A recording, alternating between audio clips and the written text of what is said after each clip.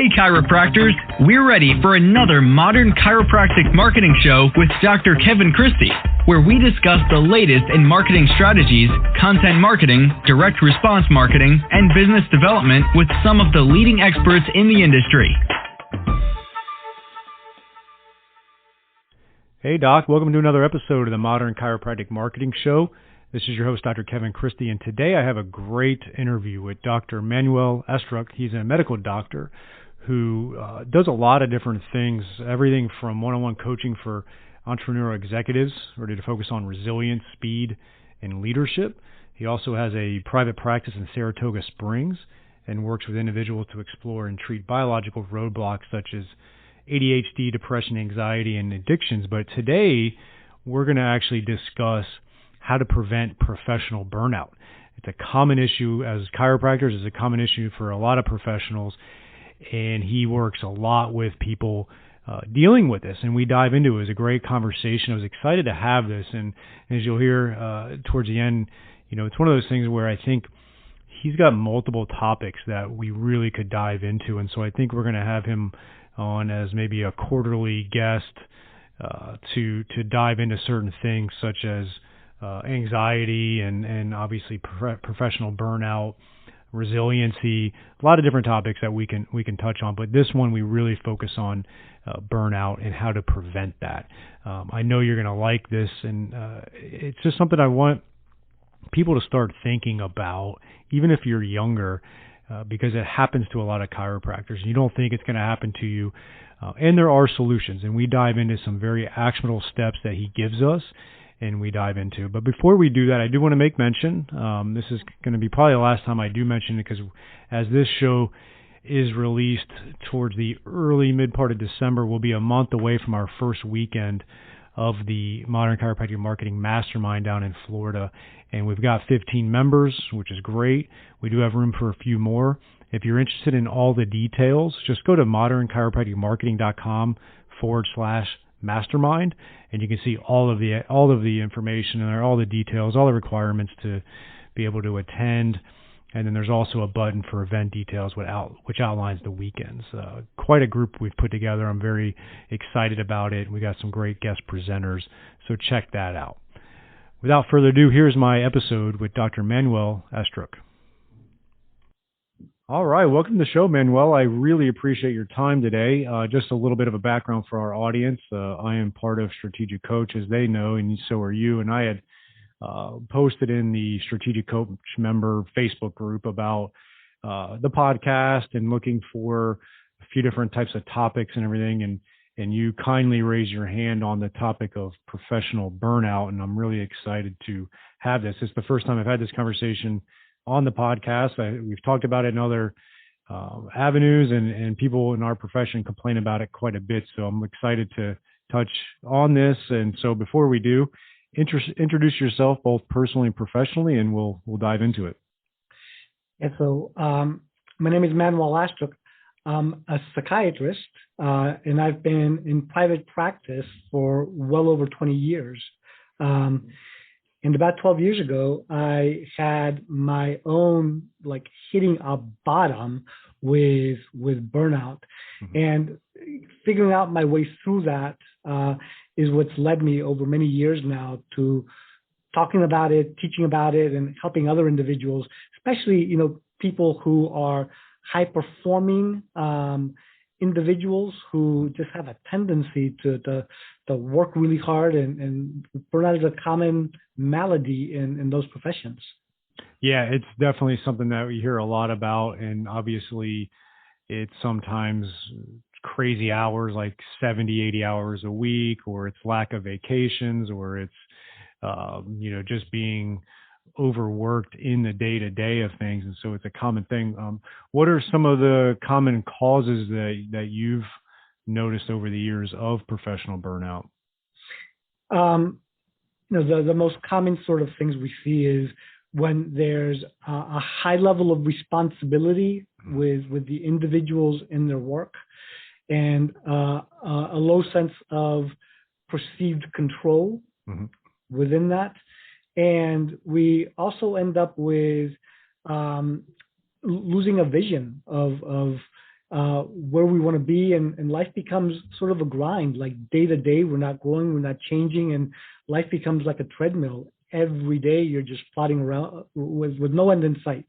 Yeah, there's no light at the end of the tunnel, and Yeah, you feel like you're kind of stuck in there. And then you sometimes you feel guilty too, right? Because there's books out there called Grit, which I love grit. I feel like I have grit, but sometimes we think we don't have grit if we're not sticking through the burnout, right?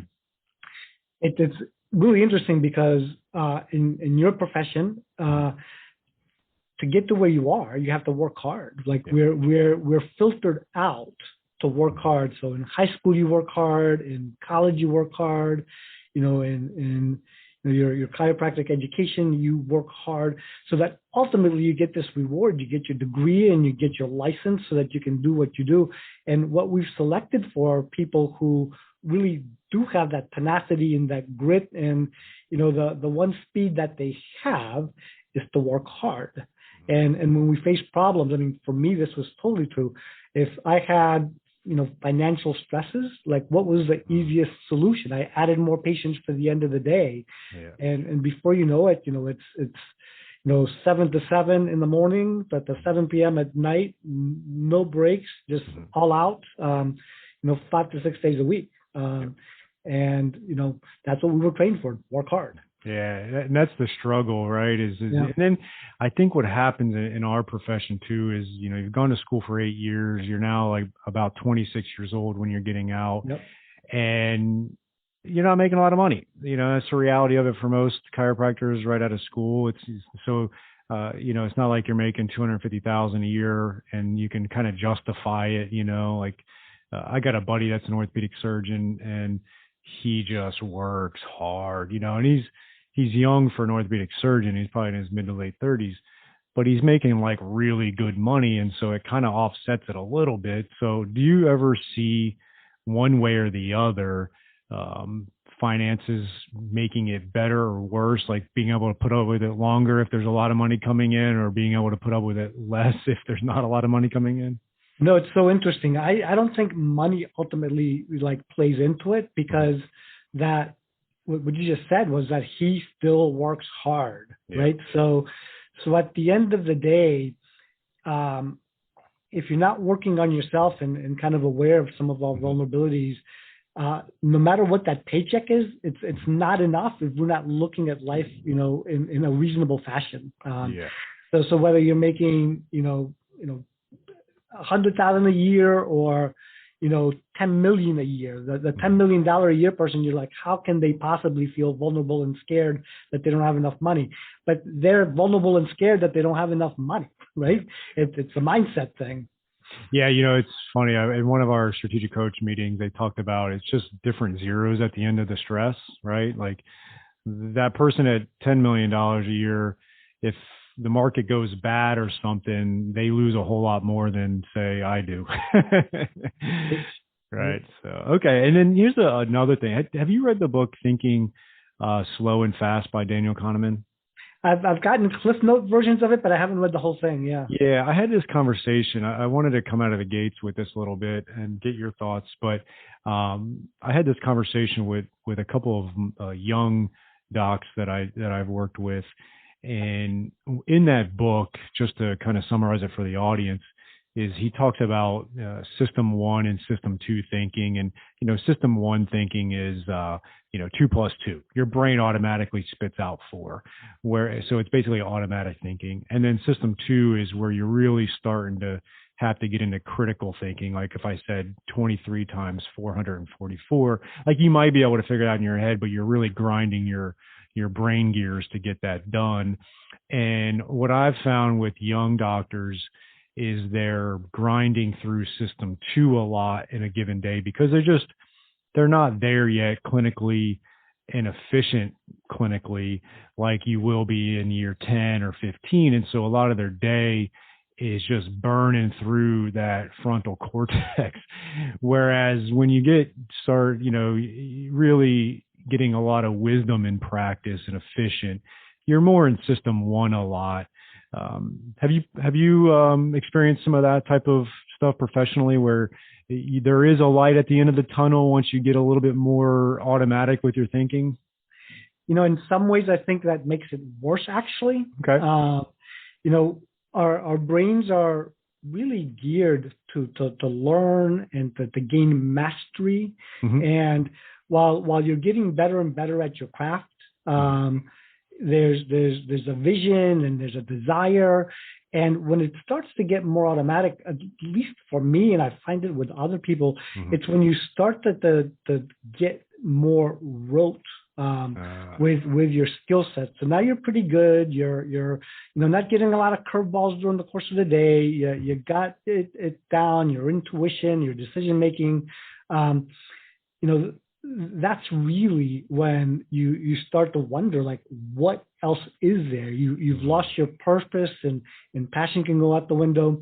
And the other thing that we're dealing with in your profession, my profession, is that we're dealing with people in pain, right? So emotional pain or physical, there's a high degree of distress. So even when we've got our craft like mastered or on the way to mastery, there's still an emotional toll that we have. And I used to tell people when I was teaching residents and when I was in charge of the mental health unit, that we may not put in the kind of work hours and the kind of physical effort that a person laying blacktop is, or a laborer is, but cognitively, emotionally, we're spent at the end of the day, right? We're spending a lot of energy dealing with people who are having a hard time. Yeah, and you said a couple of things that really made me realize something too, because just to give you a little bit of background on me and some of the new audience, a lot of my regular listeners have heard this, but I started practicing in 2005, and I was just fully clinically motivated. I did a lot with sports and professional athletes, and I really ascended that ladder pretty quickly and was all in on it. And then I opened my practice in 2010, and then by like 2013 is when I joined Strategic Coach. But it was because I kind of started to get a little bored with the clinical, and by 2013 my practice was doing really well, and but I knew I had some blind spots from a business standpoint. That's why I joined Strategic Coach, and then a byproduct of that was the marketing and that whole thing. And so I kind of switched gears a lot. I still treat patients, I still keep up with it, but not like I did before. And even though things were getting easier clinically, they're never easy. And I was maybe going through system 1 more versus system 2. I was getting a little burned out of it and almost like bored kind of. And I think sometimes, would you say boredom in your profession can start to lead to burnout? Yeah, so you stop being challenged in the same way, you stop growing in the same way. And, the symptoms of burnout that we see, it was in 2019, the World Health Organization came out with burnout as an occupational syndrome. Yep. And it's got 3 parts to it. Yep. Number 1 is exhaustion. So you get like mentally and physically exhausted. Number 2 is a sense of detachment from your work. You get a sense of cynicism and bitterness, and that kind of goes along with kind of being bored, but it's just kind of starts to change you. And the third part is that you stop feeling effective and can actually stop being as effective in your job as you're getting more and more burnout. And with any illness, right, with any malady, we got the beginning points when it's kind of early on and it's easier to turn around, and then we have when it's like been going on for a long time and not tended to, that it gets significantly more impactful and can lead to depression and other things where you actually get something that's going to make it have a huge impact on your ability to function. Thank you for defining that. That was good to kind of get a good reference point of exhaustion, and so people can start to understand where they're at on maybe that spectrum. So that's perfect. Yeah. One of the things that I've experienced and a lot of chiropractors talk about is the fact that part of our job is we have to talk to a lot of people in a given day, and it could be 20, 30, 40, 60 short conversations with a lot of different types of personalities, a lot of different types of scenarios. Sometimes you're trying to work through the clinical determination of this patient, and they're asking you questions, you're answering, and so like your brain is kind of divided on that. Sometimes these people are in a lot of pain, and you have to be empathetic with that. Like there's a lot of different emotions involved into it, a lot of different communication going on. And I know for me that wears me out at the end of the day. And then the next day you got to do it again. What would you recommend for those people? Because the other thing too, and we've talked about this in the past, is like some people are introverts that are chiropractors, right? A lot of them are. And so the putting on a show all day with the patients and talking can be a struggle. And then going home and trying to have a relationship with your spouse and stuff. I found that to be kind of a burnout cause as well. What are your thoughts on that? Well, and the other thing that just comes to mind as you're describing that, there's a last piece of it, which is you're on the clock, right? Yeah, every client, every patient, you're on the clock because, you've got to have the interaction, you've got to decide what you're going to do, you've got to explain it, you've got to answer questions, and you've got, 15 minutes, 20 minutes, whatever the time frame is to adjust and move on to the next person. And it is exhausting. What I have found for myself, my life has not changed much in terms of how many patients I'm seeing. I mean, it's starting to change now, but for years, it was very much the same. 30 patients a day, 5 to 6 days a week, and no breaks, and then going home. What ultimately made a difference was a change in mindset, and the mindset really for me was, and I can tell you the story of this, it was really about implementing some happiness rules. Okay. So the positive psychology movement came out years ago. And one of the things that they taught us in my field in psychiatry was that we can have a significant impact on our level of happiness, which we didn't used to know we could, right? There was nature and nurture. And by the time that you were born and, you reached, adolescence or whatever, your nature and nurture happiness level had been set, and you couldn't really do too much about that.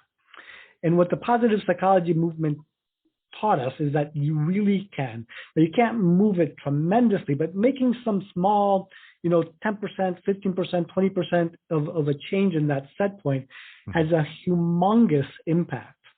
So for me, what I discovered was that there's some things that I have to have in my days and in my weeks that helps just so much. And I'll go over them quickly. And then if there's, some that you want to move into more deeply, but there's a set of fitness rules for happiness.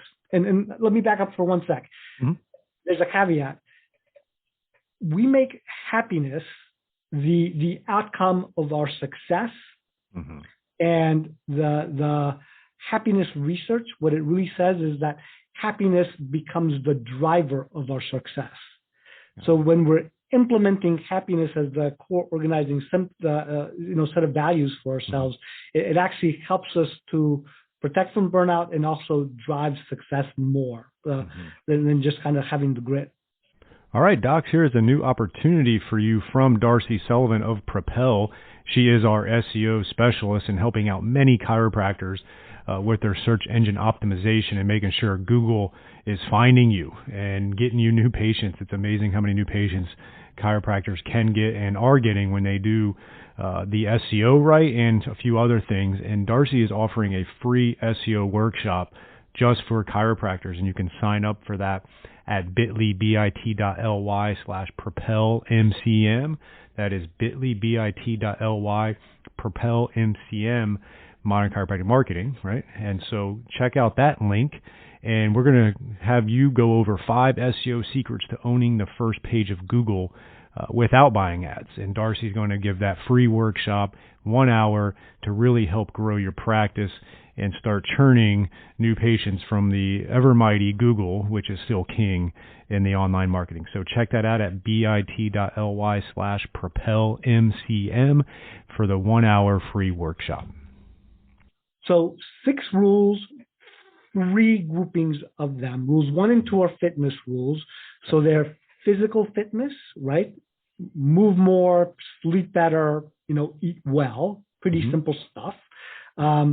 And then, mental fitness rules. So those are things like, gratitude, meditation, breath work, that whole constellation. The second set are the growth rules, 2 growth rules. One is about learning and growing. Like, it's so important for us always to have, something on the horizon, and strategic coaches, make your future bigger than your past. That's about like continuing to grow. It's so important. And then the second one is connection. Like, so much evidence that if you look at people as they age, their level of happiness is, and health really, is very tightly correlated with their relationships, their connections. So it's our connections individually, our communities, where we're contributing, those groups that we hang out with, both personally and professionally. So strategic coach is a great example of a group that is just very rejuvenating and energizing. And then the last 2 are the purpose rules. So blaze your own trail. So you have a vision of, where you want to be and the impact you want to have on the world. You figure out what you're curious about, and you let yourself kind of, explore that. And you figure out what your unique ability is. And you blaze your own trail. And what that really starts to have you do is to move from life by default, which is how I lived. Like the idea of becoming a doctor, a psychiatrist, like that was from high school. Like someone said, you're good at math, you're good at science, you should be a doctor. It's like, okay, check, got it. Let me go ahead. There wasn't a lot of, thinking about it. And once I reached a certain level of my career in psychiatry, it's like what's next? But blazing your own trail is really about life by design at this point, not by default. There's 2 Stanford professors, David Evans and Bill Burnett, who wrote a book, Design Your Life. And one of them, I think it was David Evans, was asked to summarize that as much as he could, and he came up with a 10-word design your life quote. So it's be curious, try stuff, talk to people. And I forgot the last one. There's another one there. We'll Google it. We'll put it in the show notes. So the 10 words to designing your life. And then the last ones is really kind of the commitment that you're going to, commit to enjoying the ride. Like, it's supposed to be fun. And we start to lose sight of that. Something's wrong, and we can really kind of make that commitment. Doesn't mean that, bad things don't happen, sad things don't happen. We have, any number on planet Earth of friction points and things that go wrong, but they don't have to be the excuse that has us not enjoy the ride. Yeah, just like life, there's going to be seasons of a career, so there's not always going to be easy. You brought a lot of good information right there. I want to unpack a little bit of it and kind of go on a rant, and then I'm going to tie it back into unique ability and get your insights from there. But one of the things as well that we deal with in our profession is physical burnout. It's a physical job. And so what I've kind of been piecing together myself and then for a lot of chiropractors is, yes, some of the things you mentioned were great.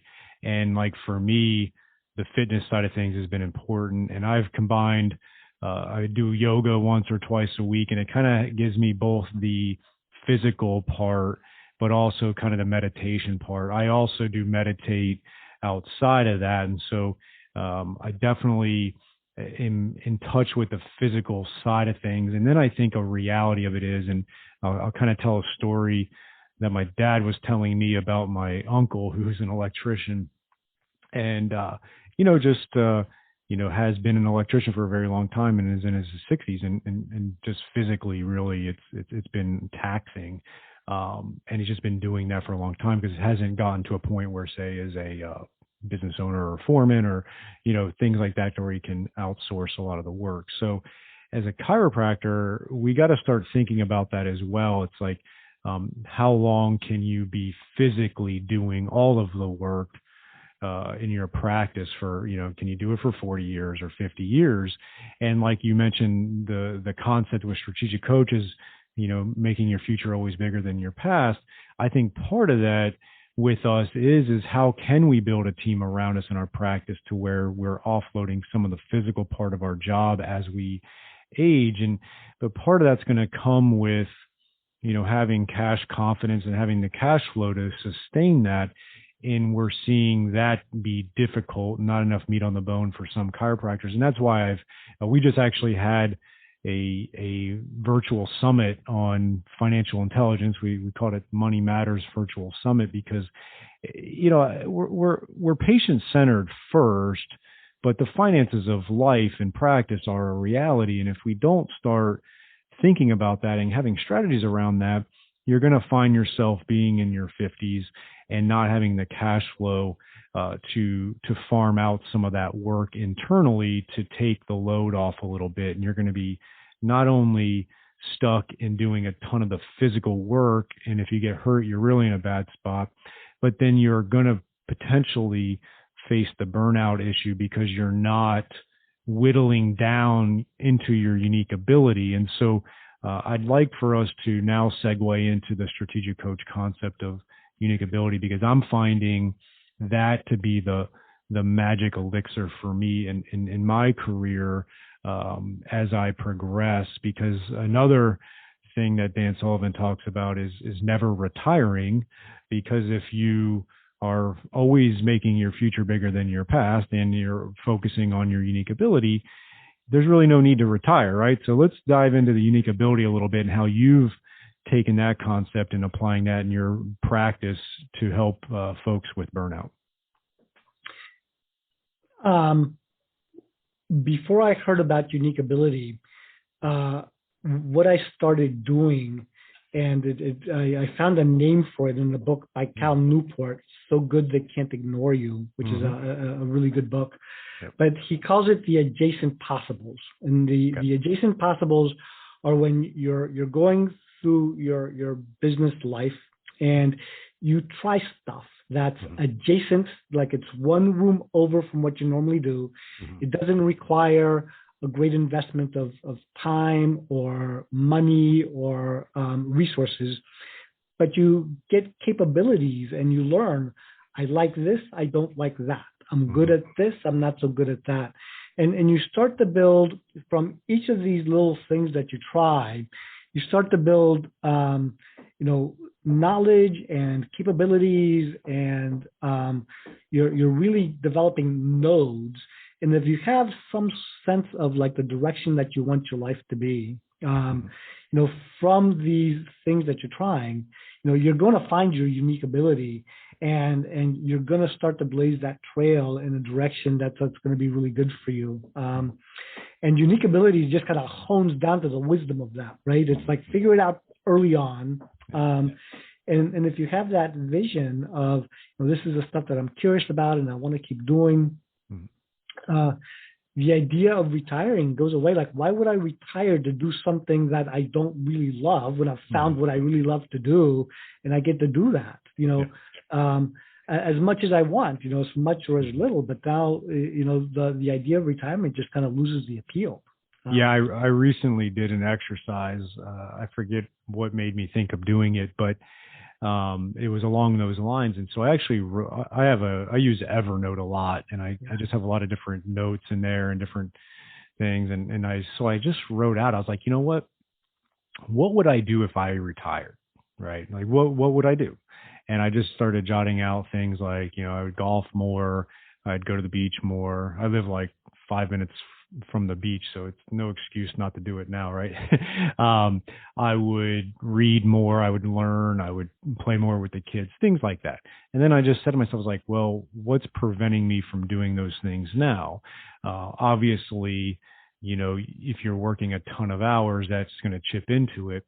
But I'm starting to carve out and design my life, like you said earlier, around doing those things I would do in retirement. So if my life becomes doing those things already and enjoying what I'm doing for work because I'm focusing on my unique abilities, why would I retire? And one of the distinctions for the audience is that they talk about unique ability and then excellent activities. And really the distinction is unique ability is going to continue to fascinate and motivate you. Whereas an excellent activity, like say for me as a chiropractor, I would consider myself an excellent chiropractor. Maybe I'm excellent at exam or excellent at the spinal manipulation or whatever, but it's not, and I've found this, I'm just being honest with myself after 16 years, it has not been fascinating and motivating me. And what is things like this podcast. And we just started a Florida mastermind where we've got some high level doctors that are part of this. And that's part of our goal is to how do we as high level chiropractors take the next step in our lives to really start setting this profession up for us to where we can live that life that we want to. And so that's kind of what I'm trying to do and whittle down. And it's a work in progress, right?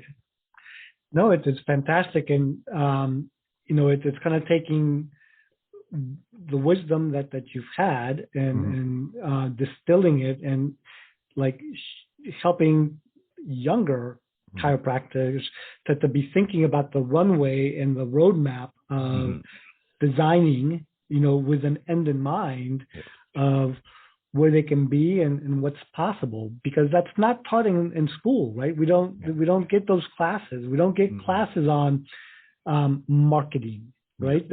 We don't get classes on how to manage your money and how to be thinking about the future and how to manage the office. In med school, we don't.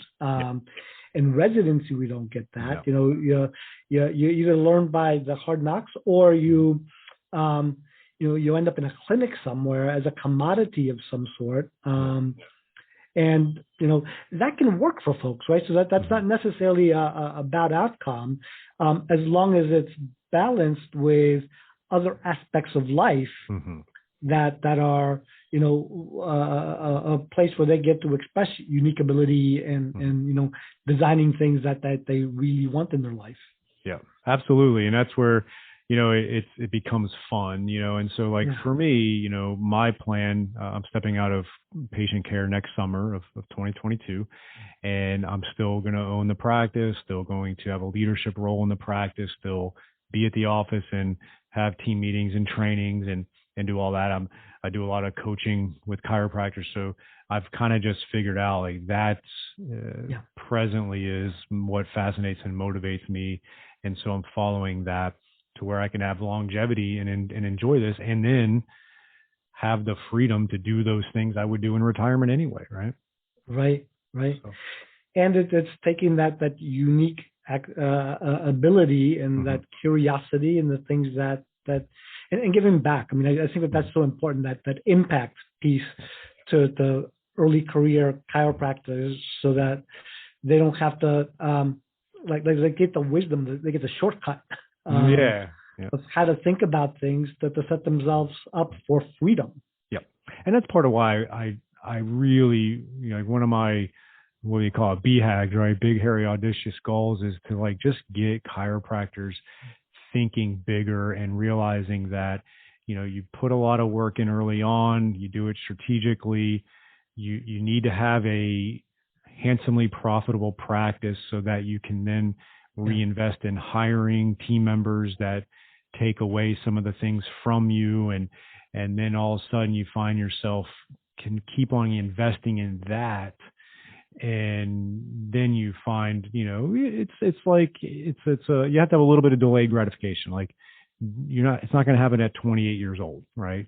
But it could happen at 38 or 48, and you just don't want to find yourself at 58 and being completely burned out and having no exit strategy away from it. So start thinking about that now. Start thinking about the ways you can do that. I'm going to make sure our show notes have a lot of good bullet points of some of the things you define and strategies.